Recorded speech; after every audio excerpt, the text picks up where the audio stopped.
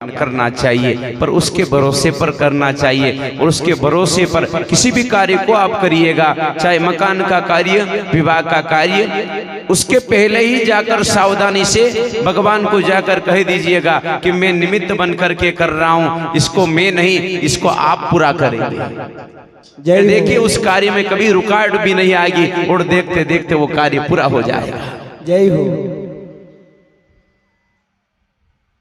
अब एक दूसरे को सत्य और झूठ बोलने लगे, आपस में लड़े, हाथ में कमंडल था, माई माई लड़वा लग गया, तो एक दूसरा का माथा दही मारी तो खून जरा हो गया। लौविदास जी ने कहा ना तो मार सके ना अपन ने भोजन बनायो, माता सड़ो आगा कई जवाब दांगा, भागवा लग गया, मेल से बाहर होया, आंख की रोशनी चली गई, मेल में आए फिर दिखने लग गया। लोभीदास जी ने कहा कि जहां तक साड़ू माता गुजरी नहीं आवे ये बालक जाने नहीं देगा। वहीं भोजन बनाने लगे, साड़ू माता गुजरी तांबेश्वर की बावड़ी पर गई, जाकर के क्या देखा कि एक बांदरी अपने बालक को छाती पर लगाकर बावड़ी की अणी पाड़ से मणि पाड़ पे कूदे। माँ ने कहा तुझे शर्म नहीं आती, ये बालक आई से वहीं कूदरी, ये बालक बावड़ी में पानी में पड़ी जाएगा, मर जाएगा, फिर तेरा क्या होगा। बांदरी ने कहा तारा जैसी नहीं हूं,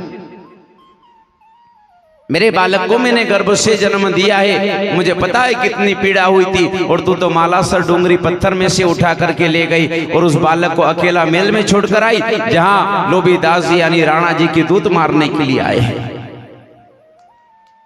माता ने उसी समय बावड़ी से प्रार्थना करी, भगवान से प्रार्थना करी, सत्य का कलशा बनाया, धर्म की लगाई ली नींव, और सत्य का कलशा, पति का ध्यान किया, शिव का ध्यान किया, और बावड़ी पर 2 मिनट भगवान का नाम का कीर्तन किया। तो बावड़ी का जल नीचे था, परंतु जैसे भगवान शिव का कीर्तन वहां पर हुआ, बावड़ी का जल उफन कर करके ऊपर आ गया।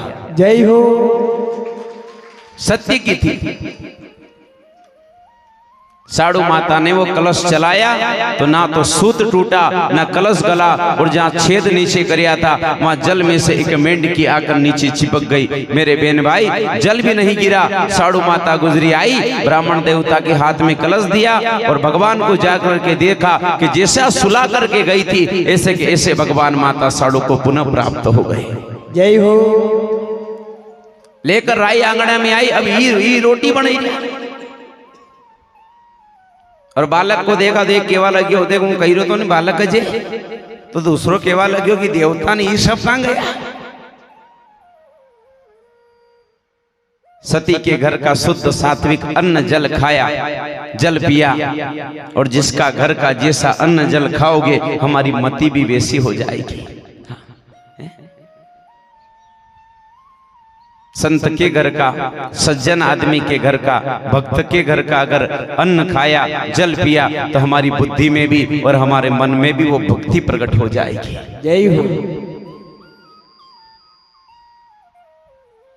अन्न खाया, जल पिया, बुद्धि बदल गई। सत्य मुख से जल का ब्राह्मण देवता ने जाकर कह दिया कि हम राणा जी के दूत हैं, आपके बालक को मारने के लिए आए हैं। साड़ू माता गुजरी ने कहा आपने मेरे साथ कपट किया है, आपकी सेवा के लिए बालक को छोड़कर मैं बहुत दूर गई, आपने मेरे साथ कपट किया, जाओ ब्राह्मण देवता श्राप दूं,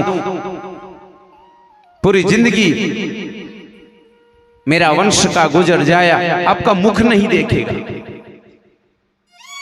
हीरादासी ने कहा मां क्षमा करिएगा पर यह उचित नहीं होगा। क्यों? अगर ब्राह्मण देवता का मुख नहीं देखेगा, अब जिनकी करनी जिनसे रही, एक के कारण सभी को तो सजा नहीं मिलनी चाहिए। हवन कौन कराएगा इत्यादि, पूजन कौन कराएगा, विवाह कौन कराएगा, ये उचित नहीं होगा। माँ ने समझा कि सही बात तो सत्य है, क्रोध में मैंने श्राप दिया तो वापिस तो नहीं ले सकती, परंतु हाँ कम जरूर कर सकती हूँ। कितना कम किया? साड़ू माता गुजरी ने कहा कि 13, 14 अमावस, कब? दीपावली पर 13, 14 अमावस और पड़वा की तिफोर यानी 3.5 दिन ब्राह्मण देवता हमारा वंश का गुजर जाया, आपको मुंडो भी नहीं देखेगा। जय हो। इसलिए मेरे बहन भाई संसार से कपट करना और फिर भगवान से कपट करना, ये व्यवहार में बदलाव लाइए, क्योंकि ध्यान रहे सब रूठ जाएंगे, कोई भी साथ दे देगा, पर जिससे राम रूठ जाए, जिससे इष्ट रूठ जाए, उसका कोई साथ देने